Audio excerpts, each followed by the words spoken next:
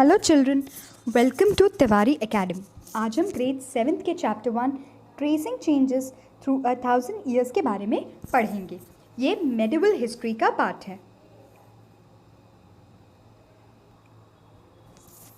Grade 6 में हमने ancient history पढ़ी थी, जिसमें हमने प्री हिस्ट्री से लेकर 700 सीई मतलब ईयर 700 कॉमन एरा तक की हिस्ट्री पढ़ी थी।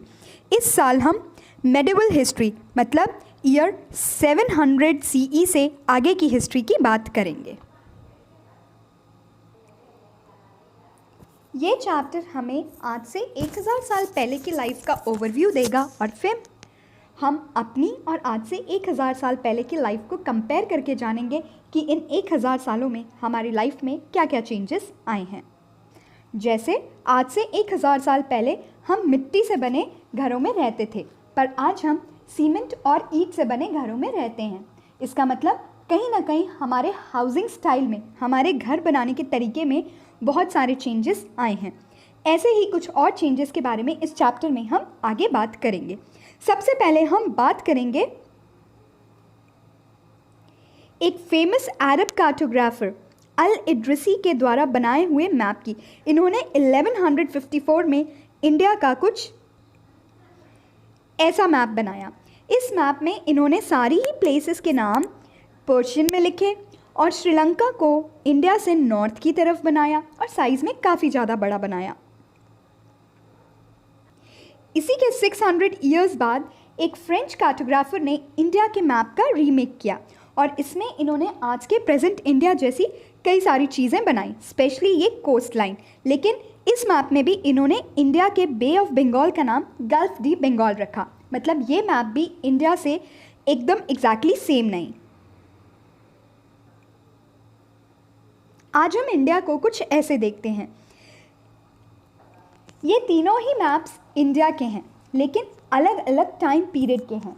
इसका मतलब इन तीनों ही मैप्स बनाने के समय में, मतलब इन 1000 सालों में, पहला मैप 1154, दूसरा 1700 और तीसरा आज का प्रेजेंट मैप। इन 1000 सालों में हमारी कार्टोग्राफी स्किल्स मतलब कि मैप बनाने की स्किल्स में कहीं ना कहीं बहुत सारे चेंजेस आए हैं। इस चैप्टर में हम ऐसे ही कुछ और चेंजेस के बारे में पढ़ेंगे। ये चेंजेस हमारी डेली एक्टिविटीज़, लाइफस्टाइल, चीज़ों को देखने समझने के ढंग में भी हो सकती हैं। जैसे फॉर एग्जाम्पल, हो सकता है अल इद्रिसी इधर की तरफ से ही इंडिया आए हों और इसलिए उन्हें श्रीलंका नॉर्थ की तरफ दिखा और उन्होंने उसे इसलिए इंडिया से नॉर्थ में बना दिया। कुछ भी है, ऑल इन ऑल हमारी आज की और पुरानी कार्टोग्राफी स्किल्स में बहुत सारे चेंजेस आए थे। शायद इसलिए अल इद्रिसी ने इंडिया का अपसाइड डाउन मैप बना दिया, जो अब समय के साथ चेंज हो गया। इस चैप्टर में हम आगे पढ़ेंगे tracing changes through 1000 years, new and old terminologies, कैसे एक ही शब्द का अलग अलग टाइम पे मतलब बदलने लगा। हिस्ट्रियंस कौन सी सोर्सेस को पढ़ के हिस्ट्री जानते और समझते हैं। कैसे लोग नए नए सोशल और पॉलिटिकल ग्रुप्स में अपने आप को डिवाइड करने लगे। कैसे नए नए रीजन्स, कैसे नए नए राजा, कैसे नए नए अम्पायर्स इंडिया में फॉर्म होने लगे। ओल्ड और न्यू रिलीजन्स के बारे में, कौन सी रिलीजन्स इंडिया में फॉलो की जाने लगी। और thinking about the time and history period, लोगों ने हिस्ट्री को कैसे समझा, हिस्ट्री के पीरियड को कैसे देखा। और लास्ट में हम सबका एक छोटा सा रिकैप करेंगे और फिर एक्सरसाइजेस की बात करेंगे। तो आइए आज की इस वीडियो को स्टार्ट करते हैं। अब हम बात करेंगे न्यू एंड ओल्ड टर्मिनोलॉजीज़ की। कैसे समय के साथ एक ही शब्द के अलग अलग और बिल्कुल डिफरेंट मतलब निकलने लगे। हम सभी जानते हैं हिस्टोरिकल रिकॉर्ड्स कई सारी लैंग्वेजेस जैसे कि पर्शियन, अरेबिक, संस्कृत या किसी भी लैंग्वेज में हो सकते हैं। लेकिन आपको जानकर हैरानी होगी कि शब्द का मतलब एक लैंग्वेज में एक समय पे अलग होता है और दूसरे समय पे अलग। जैसे आज हमारे लिए जो हमारी कंट्री का नहीं, वो हमारे लिए फॉरेनर कहलाता है। हम इंडियंस हैं तो हमारे लिए जो चाइना से, रशिया से या ऑस्ट्रेलिया से आया है वो हमारे लिए फॉरेनर हो जाता है। जिसे हिंदी में हम परदेसी और पर्शियन में हम अजनबी भी बोलते हैं। लेकिन मेडिवल पीरियड में ऐसा बिल्कुल भी नहीं होता था। मेडिवल पीरियड में जो आपके गांव का नहीं, वो आपके लिए अजनबी या फिर परदेसी या फॉरेनर, स्ट्रेंजर हो जाया करता था। इसका मतलब है मेडिवल पीरियड में अगर आप दिल्ली में रहते हैं और कोई आपके पास कर्नाटक या केरल से आता है, वो भी आपके लिए अजनबी या फॉरेनर हो सकता है। इसका मतलब हम अपनी ही कंट्री में मेडिवल पीरियड में अजनबी हो सकते हैं। इसके बाद हम बात करेंगे शब्द हिंदुस्तान की। आज हिंदुस्तान सुनते ही हमारे सामने इंडिया की कुछ ऐसी पिक्चर आ जाती है, क्योंकि हम हिंदुस्तान का एक ही मतलब समझते हैं और वो है हमारी कंट्री, हमारा मदरलैंड इंडिया। लेकिन मेडिवल पीरियड में ऐसा बिल्कुल भी नहीं था। मेडिवल पीरियड के लोगों के लिए इंडिया का, हिंदुस्तान का एक अलग ही मतलब था। जैसे एग्जाम्पल, उस ज़माने के मेडिवल पीरियड के एक पर्शियन फेमस क्रॉनिकलर मिनहाजी सिराज के हिसाब से हिंदुस्तान का मतलब दिल्ली सल्तनत का एरिया, मतलब कि आज के दिल्ली और पंजाब रीजन्स को कवर करने वाला एरिया था। मतलब इन्होंने कर्नाटक, केरल, आंध्रा, ऐसा कोई भी एरिया इंडिया में कभी काउंट ही नहीं किया था। इसका मतलब मिनहाजी सिराज के हिसाब से हिंदुस्तान सिर्फ दिल्ली के आसपास के एरियाज़ में ही था। वहीं फर्स्ट मुग़ल एम्परर बाबर ने हिंदुस्तान शब्द का यूज़ इंडिया की ज्योग्राफी, आज के प्रेजेंट इंडिया की ज्योग्राफी, कल्चर और फाना को एक्सप्लेन करने के लिए यूज़ किया। 14th सेंचुरी के फेमस पोइट आमिर खुसरो ने यही सब इंडिया की ज्योग्राफी को डिस्क्राइब करने के लिए एक वर्ड हिंद यूज़ किया। इसका मतलब हिंदुस्तान शब्द के अलग अलग समय पे अलग अलग मतलब थे। जैसे आज हमारे लिए इंडिया है, लेकिन मिनहाजी सिराज एक फेमस पर्शियन क्रॉनिकलर के हिसाब से पंजाब और हरियाणा का एरिया था, और बाबर के हिसाब से ये ज्योग्राफी ऑफ इंडिया को डिपिक्ट करता था, और आमिर खुसरो इसी हिंदुस्तान को हिंद कहते थे। इतनी सारी कन्फ्यूजन्स। अब हमारे पास सवाल ये उठता है कि हम किसे और किसकी हिस्ट्री को सही माने। तो आगे इस चैप्टर में हम यही पढ़ने वाले हैं कि हिस्ट्रियंस कहाँ से हिस्ट्री का पता लगाते हैं, हिस्ट्रियंस कौन से सोर्सेज को यूज़ करके हिस्ट्री का पता लगाते हैं। इसके बाद हम बात करेंगे हिस्ट्रियंस एंड देयर सोर्सेज की। हिस्ट्रियंस हिस्ट्री को पढ़ने के लिए डिफरेंट सोर्सेज, जैसे कि पुराने coins, text, manuscripts, architectural remains, pots, paintings आदि का यूज़ करते हैं। इसके अलावा किसी केव पे बनी हुई पेंटिंग या उस पे लिखी हुई चीज़ें, जिसे हम इंस्क्रिप्शन भी कहते हैं, हमारे लिए बहुत हेल्पफुल सोर्स ऑफ हिस्ट्री है। हमने एक नया शब्द सीखा, मैन्युस्क्रिप्ट। मैन्युस्क्रिप्ट क्या होती है? Manuscripts hand written, hand copied documents होते हैं। मैन्युस्क्रिप्ट्स हमारे लिए बहुत यूज़फुल सोर्स है, क्योंकि ये हमें डिफरेंट इन्फॉर्मेशन देती है, जैसे कि कब, कौन से साल में कौन से राजा ने कितने रीजन पे राज किया। इसके अलावा कुछ होली टेक्स्ट, क्रॉनिकलर्स या रूलर्स के लेटर्स तक हमें मैन्युस्क्रिप्ट्स के रूप में देखने को मिले हैं। आज हम इन मैन्युस्क्रिप्ट्स को ईजिली किसी लाइब्रेरी, आर्चीव्स या किसी हिस्ट्रियन के पास, किसी टेम्पल, मोनेस्ट्रीज़ के पास पा सकते हैं। जैसे कि मैंने बताया, मैन्युस्क्रिप्ट्स हमेशा हैंड रिटन हुआ करती थी, तो इनको कॉपी करना हमारे लिए एक बहुत डिफ़िकल्ट टास्क हुआ करता था, क्योंकि हो सकता है मैन्युस्क्रिप्ट आपको साइड से कटी या फटी हुई मिले, या हो सकता है उसकी लैंग्वेज ही आपको ना समझ में आई हो, और इसके और भी बहुत सारे ड्रॉबैक्स हो सकते हैं।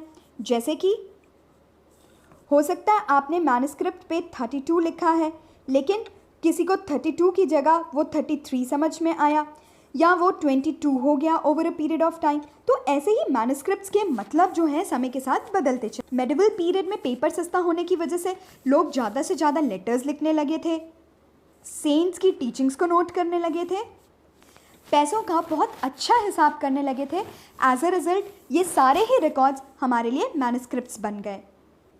मैन्युस्क्रिप्ट्स को कॉपी करना ऑफ कोर्स एक डिफ़िकल्ट टास्क था, बट मैन्युस्क्रिप्ट्स को कलेक्ट करना या उन्हें समझना उससे भी डिफ़िकल्ट।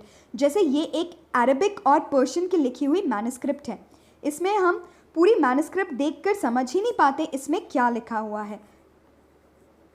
एज अ रिज़ल्ट हमारे पास बहुत सारी मैन्युस्क्रिप्ट्स होने के बाद भी हम इसका बहुत मुश्किल से समझ या लिख पाते हैं। इसके अलावा एक बड़ी डिफ़िकल्ट प्रॉब्लम ये भी थी, जैसे ज़ियाउद्दीन बरानी एक बहुत ही फेमस क्रॉनिकल के हिसाब से इन्होंने बहुत सारी मैन्युस्क्रिप्ट्स लिखी थी, लेकिन इनकी बहुत सारी मैन्युस्क्रिप्ट्स जो हैं 1960s तक छुपी रहीं और हमें इन मैन्युस्क्रिप्ट्स के बारे में पता ही नहीं था।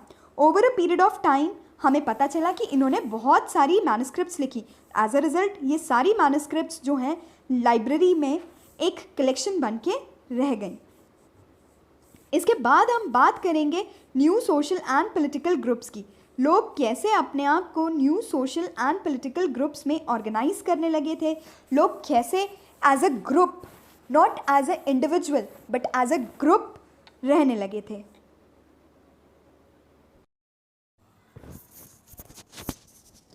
ईयर 700 CE से लेकर ईयर 1750 तक की हिस्ट्री पढ़ना हिस्ट्रियंस के लिए बहुत ही बड़ा चैलेंज का काम है।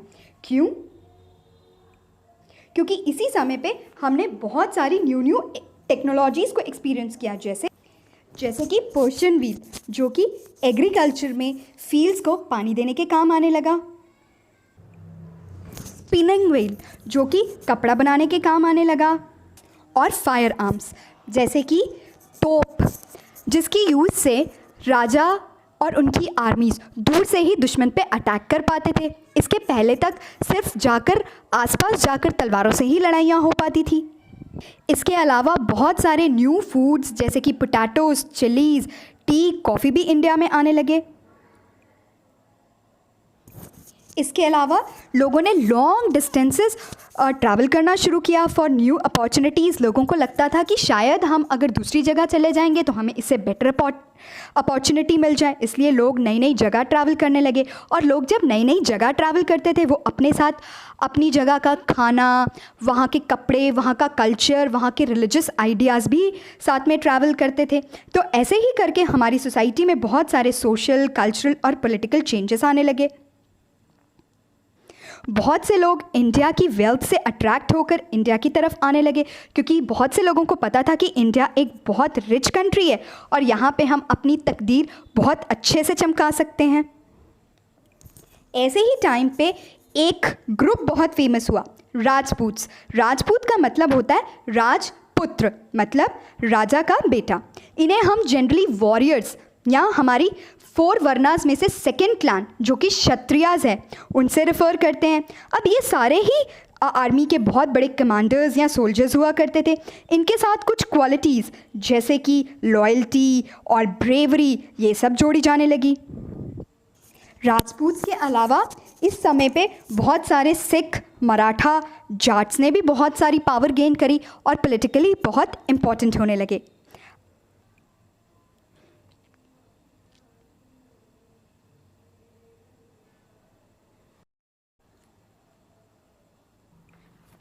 इसके अलावा हम पढ़ेंगे कि धीरे धीरे जो है फॉरेस्ट समय के साथ बहुत डिटोरिएट होने लगे, फॉरेस्ट काटे जाने लगे फॉर क्रॉपिंग में भी, और बहुत से लोग जो हैं फॉरेस्ट से माइग्रेट होने लगे और कुछ तो पीजेंट्स बन गए और कुछ लोगों ने दूर डिस्टेंस लैंड पे जाकर नए नए काम लेने शुरू कर दिए।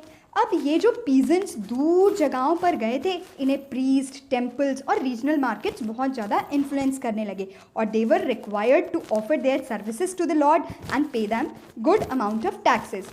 अब ऐसे ही देखते देखते कुछ लोग एग्रीकल्चर में बढ़ने लगे, कुछ लोग केटल्स रखने लगे या कुछ लोग आर्टिसियंस बन गए, मतलब जैसे कपड़ा बनाने का काम या पॉट बनाने का काम या जैसे लोहे का काम करने वाला लोहार या लकड़ी का काम करने वाला लकड़हारा। ऐसे लोग सोसाइटीज़ में डिफ्रेंशिएट होने लगे। सोसाइटीज़ जो हैं वो बहुत ज़्यादा डिफ्रेंशिएट होने लगी और लोग जो हैं अपने काम के बेसिस पे, जैसे सोने का काम करने वाला सोनार, लोहे का काम करने वाला लोहार, इस नाम से जाने जाने लगे। अब इनके रैंक्स फिक्स तो नहीं होते थे, लेकिन ये एक से दूसरे एरियाज़ में डिफरेंट होते थे।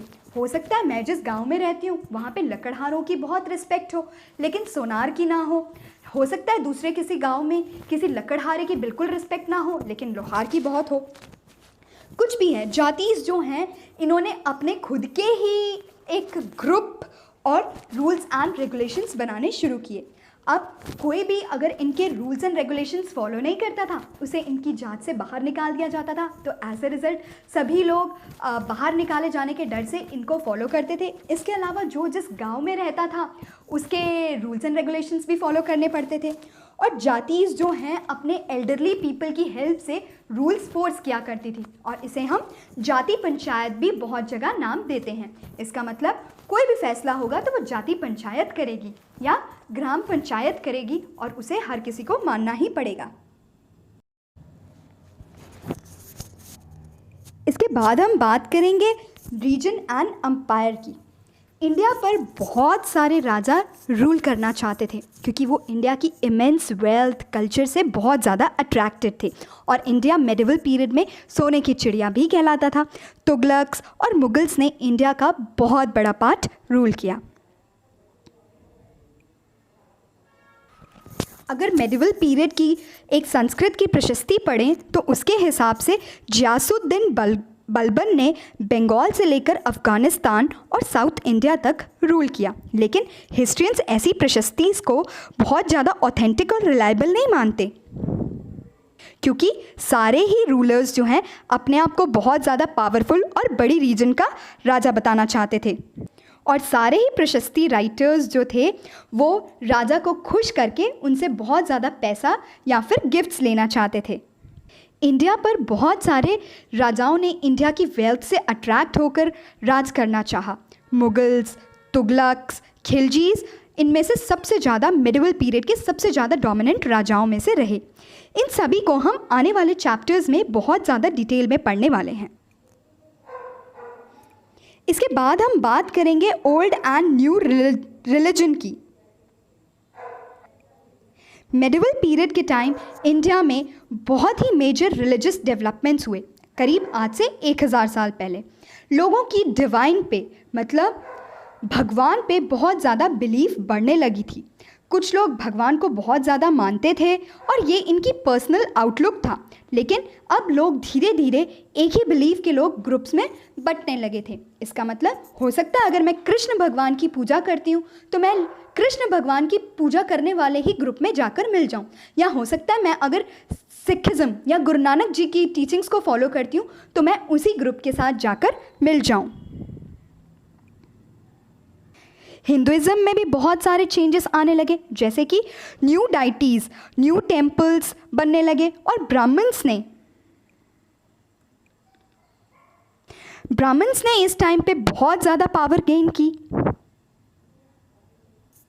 क्योंकि ब्राह्मण्स को संस्कृत आती थी और सारे वेद जो हैं संस्कृत में लिखे गए थे। अब कॉमन लोग तो इसे पढ़ और समझ नहीं पाते थे, लेकिन जो ब्राह्मण हैं उन्हें संस्कृत आती थी और इसीलिए उन्हें बहुत ज़्यादा रिस्पेक्ट मिलने लगी। अब ये धीरे धीरे ब्राह्मण्स जो हैं ये कुछ रूलर्स की सपोर्ट से बहुत ज़्यादा इन्फ्लुएंशियल होने लगे और सोसाइटी के 4 वर्णास के क्लैन में सबसे ऊपर आने लगे। इसके अलावा एक मेजर चेंज था भक्ति कल्ट। लोग कुछ सूफी संत जैसे कि संत कबीरदास, गुरु नानक आदि की पूजा करने लगे। इन सभी के बारे में हम आने वाले चैप्टर्स में डिटेल में पढ़ेंगे। जब लोग एक से दूसरी जगह बहुत लंबा डिस्टेंस ट्रैवल किया करते थे तो उनके साथ उनके रिलीजियस आइडियाज़ भी ट्रैवल किया करते थे, और जो रिलीजियस लीडर्स थे वो भी अपने आइडियाज़ एक से दूसरी जगह पर लेकर जाया करते थे। ऐसे ही इंडिया में इस्लाम के आइडियाज़ आने लगे। अरब मर्चेंट्स जब इंडिया आए तो उन्होंने कुरान, उसकी टीचिंग्स, अल्लाह, उनकी टीचिंग जैसे कि लव, मर्सी और ये सब के बारे में लोगों को बताया। अब सारे ही लोग इनसे इन्फ्लुएंस होने लगे और बहुत सारे लोग इस्लाम को फॉलो करने लगे। हिंदुइज़्म जैसे ही इस्लाम के भी डिफरेंट इंटरप्रिटेशंस किए जाने लगे। मतलब जैसे हिंदुइज़्म में हम कोई हिंदू होने के बावजूद भी हम में से कोई देवी की पूजा करता है, तो कोई कृष्ण भगवान की, तो कोई राम भगवान की। ऐसे ही इस्लाम में भी डिफरेंट कल्ट्स आने लगे। मतलब कुछ लोग इसमें से सुन्नी होने लगे और कुछ लोग शिया होने लगे। दो डिफरेंट स्कूल्स ऑफ लॉ जैसे कि हनफी और शफी डेवलप होने लगे। लोगों में न्यू रिलीजियस आइडियाज़ जागने लगे। कोई हिंदुज़म को फॉलो करता तो कोई इस्लाम को, लेकिन सभी लोग डिफरेंट डिफरेंट रिलीजन्स को फॉलो करने लगे थे। और इसी के साथ हमारा और हिंदूज़ का और मुस्लिम्स का, इस्लाम का कल्चर मिक्स होने लगा और ये इंडिया में आकर कुछ इंडो इस्लामिक कल्चर टाइप का बन गया। इसके बाद हम बात करेंगे thinking about time and historical periods. History is not just passing of hours और ईयर्स, बट हिस्ट्री के साथ बहुत सारे सोशल इकोनॉमिक चेंजेस भी आते हैं। हिस्ट्री उनकी भी स्टडी है। History is the study of time and this study of time can be made easier by dividing the time into periods, और इसी प्रोसेस को हम पीरियडाइजेशन कहते हैं। पीरियडाइजेशन का मतलब होता है हम हिस्ट्री को डिफरेंट डिफरेंट पीरियड्स में बांट कर ईजिली पढ़ने की कोशिश करते हैं। जैसे उस ज़माने में एक फेमस पर्सन जेम्स मिल ने इंडियन हिस्ट्री का डिवीज़न किया हिंदू, मुस्लिम और ब्रिटिश पे। इन्होंने मेजर जो अपना कंसर्न था वो रखा रिलीजन ऑफ द रूलर, मतलब जब हिंदू राजा रूल कर रहा है तो वो हिंदू पीरियड हो गया, जब मुस्लिम राजा रूल कर रहा है तो वो मुस्लिम पीरियड हो गया, जब कोई ब्रिटिश रूल कर रहा है तो वो क्रिश्चियन या ब्रिटिश पीरियड हो गया। इसका मतलब है उन्होंने इंडिया के कल्चर, इंडिया की डाइवर्सिटी को टोटली इग्नोर किया, लेकिन ऐसा बिल्कुल नहीं था। इंडिया में एक ही समय पे डिफरेंट डिफरेंट रिलीजन्स के राजा एक साथ रहे। जैसे हम आगे वाले चैप्टर्स में मुग़ल एम्पायर की बात करेंगे। अकबर जो कि एक मुस्लिम राजा थे, उनकी वाइफ जोधाबाई वो एक हिंदू रानी थी। इसका मतलब हिंदू और मुस्लिम राजा दोनों एक ही समय पे थे। इसका मतलब ये periodisation of history is full of drawbacks, इसमें बहुत सारी गड़बड़ है। इसके बाद ही हमारे हिस्ट्रियंस ने हिस्ट्री को 3 बेसिस पे, एंशिएंट, मेडिवल और मॉडर्न, एंशिएंट, मेडिवल और मॉडर्न के बेसिस पे डिवाइड किया। एंशिएंट 700 सीई तक की हिस्ट्री है, मेडिवल 700 सीई से लेकर 1750 तक की हिस्ट्री है, और मॉडर्न 1750 से लेकर 1947 की हमारा फ्रीडम स्ट्रगल की हिस्ट्री है। एंशिएंट हिस्ट्री में हमने देखा जब हम बिल्कुल अर्ली सोसाइटी, मतलब जैसे हम हंटर गैदरर्स के टाइप से रहते थे, जब हमारे पास कोई भी सुख सुविधा, कोई टेक्नोलॉजी, कोई फैसिलिटी नहीं हुआ करती थी। लेकिन मॉडर्न पीरियड में जो है हमारे पास सारी ही सुख सुविधाएं, टेक्नोलॉजीज़, फैसिलिटीज़ हैं, तो वो मॉडर्न हो गया और एक एंड इसका एंशिएंट हो गया। और जो बीच वाला पीरियड है इसे हम मिडिल पीरियड या मेडिवल पीरियड कहते हैं, जिसमें ये चेंजेस आने लगे थे। ये चेंजेस एक दिन में तो नहीं आए, इन्हें बहुत साल लगे। इन्हीं 1000 सालों में बहुत सारे चेंजेस आए। इस पूरे ग्रेड 7th की हिस्ट्री में हम ऐसे ही कुछ चेंजेस के बारे में साल भर पढ़ते रहेंगे। ये रिलीजियस चेंजेस हमारी लाइफस्टाइल, हमारी रिलीजियस व्यूज़, हमारी राइटिंग, हमारी पहनावे, हमारे कल्चर, हमारी लैंग्वेज, सब में हो सकते हैं। ऑल इन ऑल आज हम हिस्ट्री को ancient, medieval and modern period में डिवाइड करते हैं। इस साल हम मेडिवल हिस्ट्री के बारे में बात करेंगे, मतलब ईयर 700 सीई से 1750 तक की हिस्ट्री पढ़ेंगे।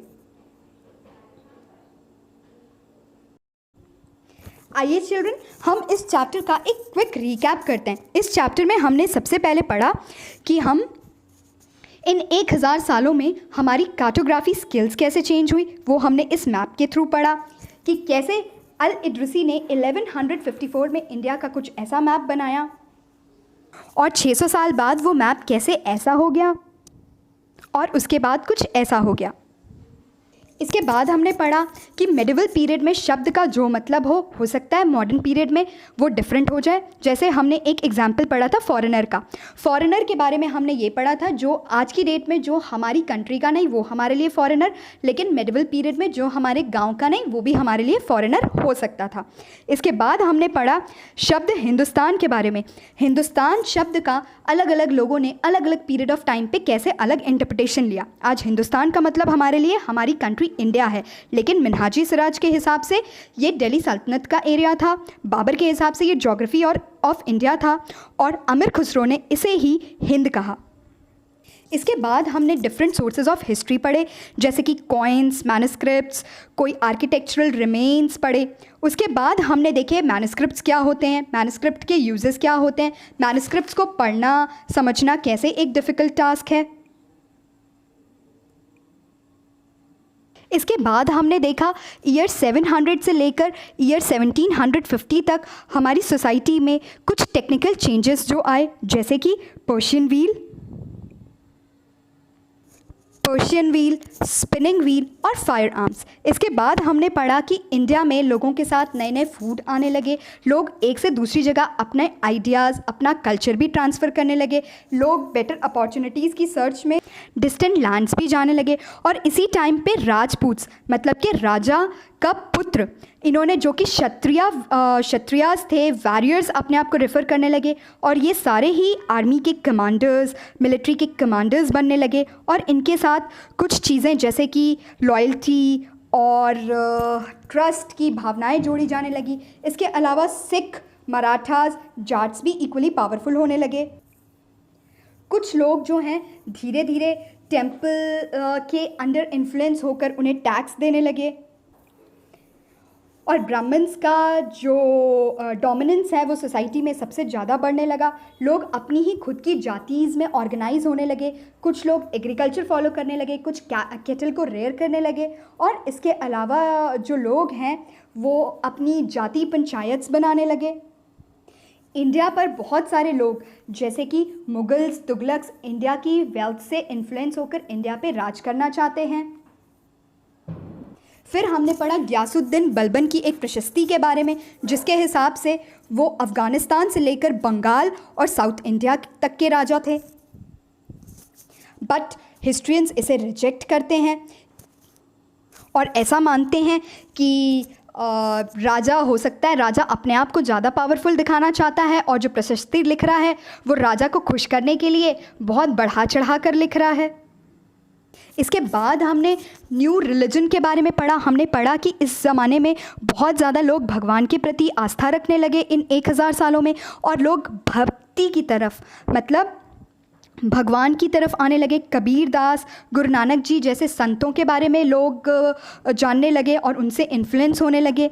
इसके अलावा हमने पढ़ा कि लोग इस्लाम को फॉलो करने लगे। इस्लाम इंडिया में आई विद अरब मर्चेंट्स, और बहुत सारे लोगों ने इस्लाम को एक्सेप्ट किया।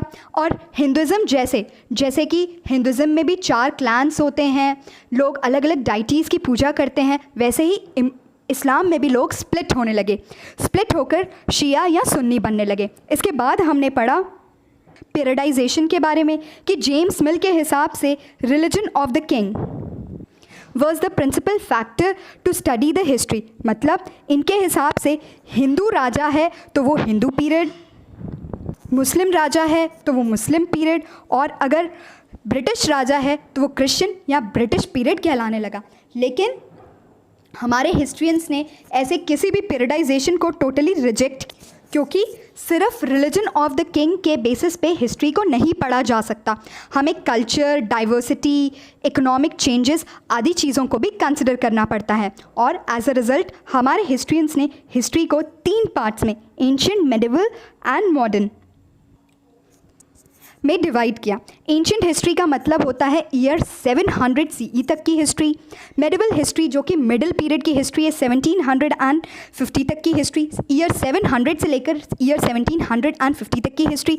और मॉडर्न हिस्ट्री जब हमारे पास सारी ही सुख सुविधाएं थी, सारी टेक्नोलॉजीज़ थी, 1750 से लेकर 1947 तक की हिस्ट्री। तो चिल्ड्रन, ये था एक क्विक रिकैप चैप्टर का। अब इसके बाद हम एक्सरसाइजेस के बारे में बात करेंगे। अब हम इस चैप्टर के लास्ट पार्ट एक्सरसाइजेस की बात करेंगे।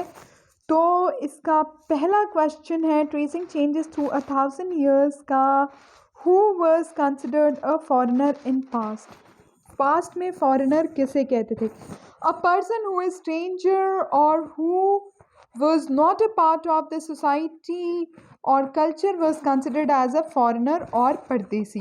परदेसी हिंदी में और अजनबी उर्दू में या पर्शियन में।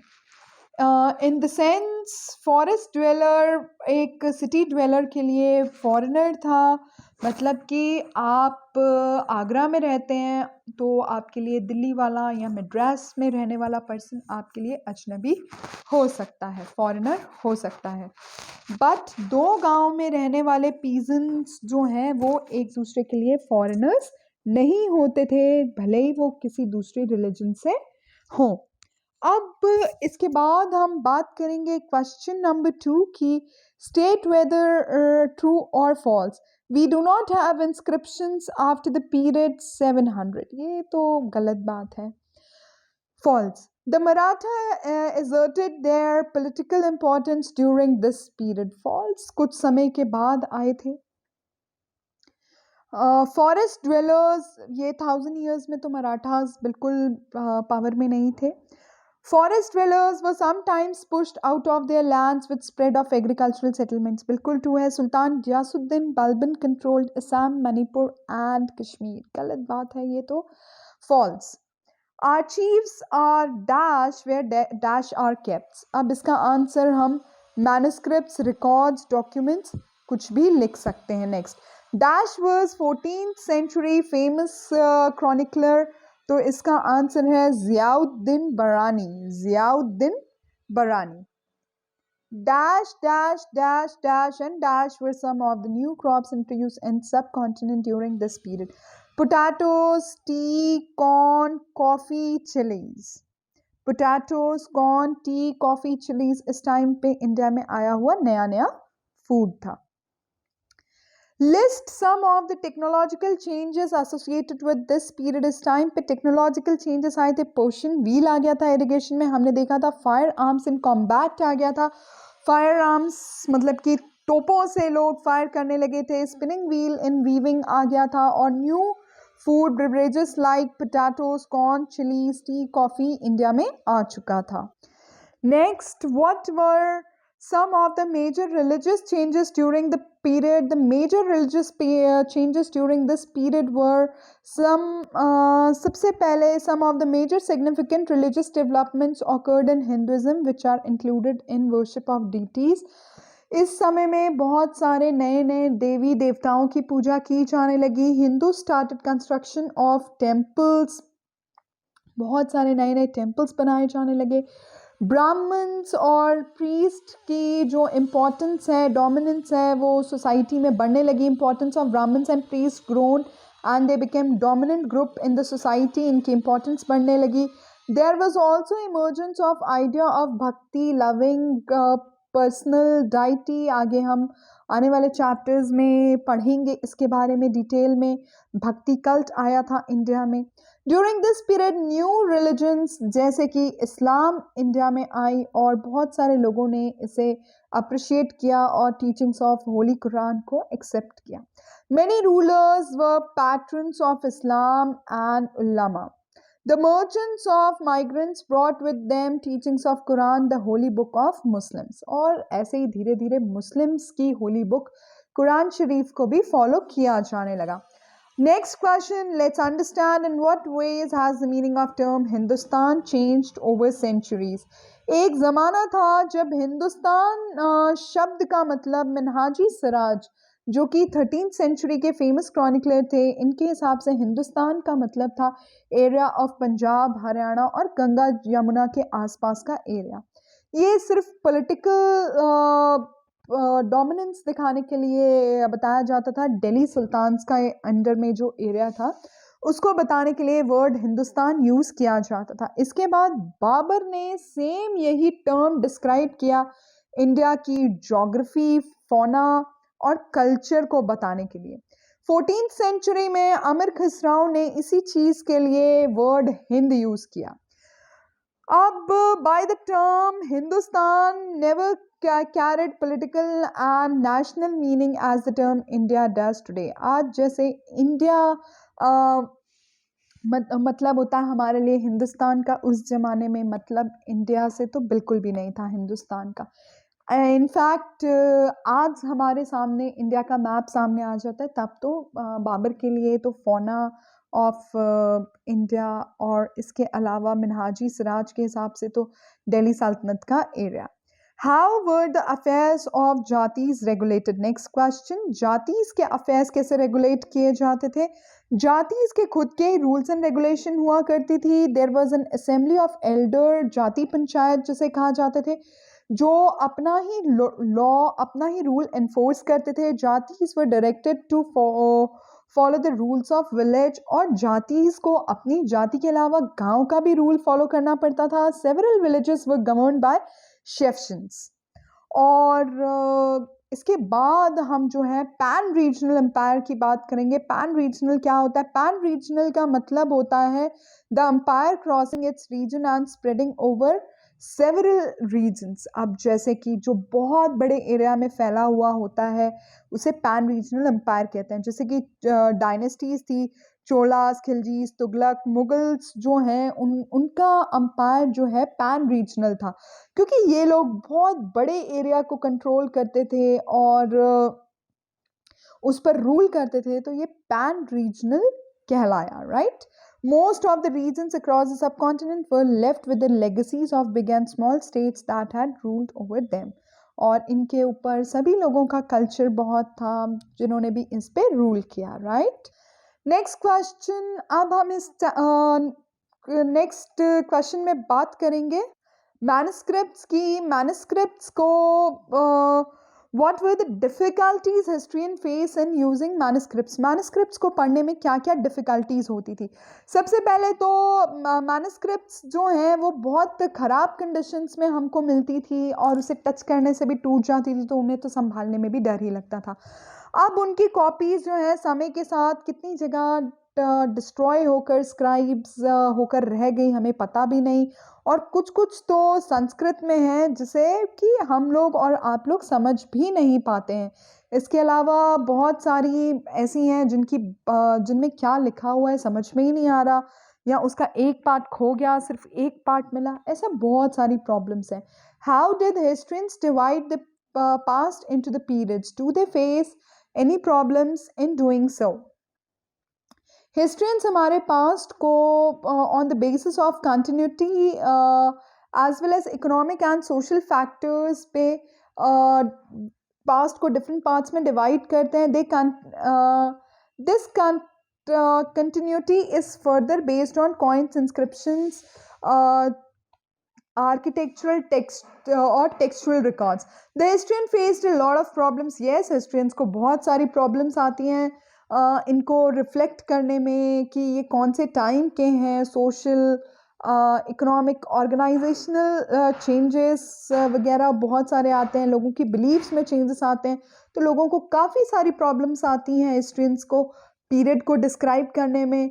अब entire period of history is not, मतलब कोई भी ऐसा तो हो नहीं सकता कि किसी पीरियड में कोई प्रॉब्लम ना हो, तो उन्हें इस पीरियड को डिस्क्राइब करने में बहुत प्रॉब्लम्स होती हैं। Modernity carries a sense of material progress and intellectual advancement. अब modernity से तो हमारा मतलब होता है कि बहुत ज़्यादा प्रोग्रेस, लेकिन ये प्रोग्रेस एक दिन में तो नहीं हुआ था, तो कैसे हुआ था उसके बारे में पढ़ते हैं। The study of time is made somewhat easier by dividing the past into some segment periods which possess shared characteristics. और हम पीरियड को कुछ सेगमेंट्स में डिवाइड कर देते हैं जिसमें कि कुछ पर्टिकुलर कैरेक्टरिस्टिक्स होती हैं, जैसे कि अब हम पास्ट को एंशिएंट, मेडिवल, मॉडर्न में डिवाइड करके पढ़ते हैं। बट फिर भी बहुत सारी डिफ़िकल्टीज तो होती हैं। टेक्सचुअल रिकॉर्ड्स जो हैं वो काफ़ी ज़्यादा बढ़ गए हैं, तो इसे डिस्क्राइब करना कि कौन सा एंशिएंट पीरियड का है, कौन सा मेडिवल या modern, it is quite a difficult task. Compare either map 1 and 2 with the present day subcontinent, listing as many as similarities as you can. और बहुत सारी similarities हमको लिस्ट करनी है, जैसे मैप 1 और मैप 2 याद करिए, जिसमें कि हमने देखा था कि एक अल इद्रिसी ने मैप बनाया है, एक अरब कार्टोग्राफर या जोग्राफर ने, और फिर एक फ्रेंच कार्टोग्राफर ने।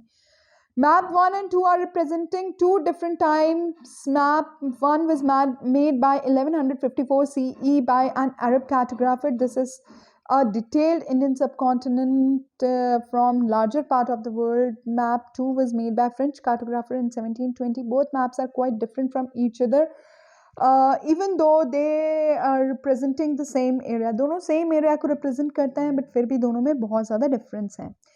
We find South India, जो कि आज केरल और तमिलनाडु का एरिया है, वो इसमें नॉर्थ की तरफ दिखा दिया गया है, क्योंकि उसी के आगे श्रीलंका है तो वो नॉर्थ की तरफ दिखाया गया.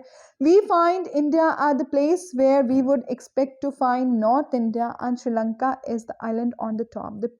The places, और दूसरी चीज़, places का नाम जो हैं वो उर्दू में अरेबिक में लिखे हुए हैं. सब कुछ मिलती जुलती places, जैसे कि कन्नौज जो कि आज उत्तर प्रदेश में है प्रेजेंट डे, कुछ ऐसे नाम हमें देखने को मिलते हैं. Map 2, it was made nearly 600 years later. और मैप 1 की इंफॉर्मेशन से कंपेयर करें तो इनमें बहुत सारी चेंजेस आए हैं. आज के इंडिया के प्रेजेंट डे मैप से काफ़ी ज़्यादा clear, specially the coastal areas जो हैं वो काफ़ी डिटेल में दिखाए गए हैं, और ये हमसे ज़्यादा फेमिलियर मैप है और सही मायने में ज़्यादा ऑथेंटिक भी, मैप 1 और 2 में से, राइट. नेक्स्ट लास्ट क्वेश्चन की बात करें. Find out where records are kept in your city और village. Who writes these records? Is there an archive? Who manages it? What kind of documents are stored there? Who are the people who use it? हमारे गांव में ये सारे के सारे records panchayat house में होते हैं. ग्राम सेवक गवर्नमेंट एम्प्लॉय होता है जो सारे रिकॉर्ड्स लिखता है. हाँ, यहाँ पे एक रूम भी होता है ये सब रखने के लिए. All the records are managed by sarpanch, गांव का मुखिया जो होता है. Documents related to land, village, date of birth, death, data of health center, counting of public properties in village are stored in archive, or the villagers use it as per requirement. जैसे जैसे जिसको requirement होती है वो यहाँ से data निकाल के यूज़ कर सकता है. According to the need, certificates are issued to the village on the basis of these records, और इस रिकॉर्ड के बेसिस पे ही सारे certificates, birth certificate, death certificate आदि सारे इशू किए जाते हैं. थैंक यू सो मच मेरे साथ रिद्धिमा के साथ इस वीडियो में बने रहने के लिए, तिवारी एकेडमी के साथ बने रहने के लिए. हमारे साथ अगली वीडियोस में भी बने रहें. आपको हमारी वीडियोस कैसी लगी आप हमें कमेंट सेक्शन में लिख के बता सकते हैं. अगर आप किसी स्पेसिफिक टॉपिक पर वीडियो चाहते हैं तो भी आप हमें लिख के बता सकते हैं. Thank you so much Tiwari academy के साथ बने रहने के लिए. अगली वीडियोस में भी हमारे साथ बने रहें.